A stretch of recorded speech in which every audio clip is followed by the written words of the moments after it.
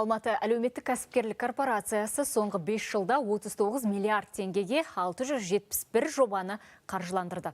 Ал жыл басынан бері 100-ге жуық кәсіпкерге несие берілді. Соның арқасында 3,5 мыңнан аса адам жұмыспен қамтылды. Шағын және орта кәсіпті қолдауға бағытталған игі шаралар Алматы бизнес 2025 бағдарламасы аясында жүзеге асып отыр.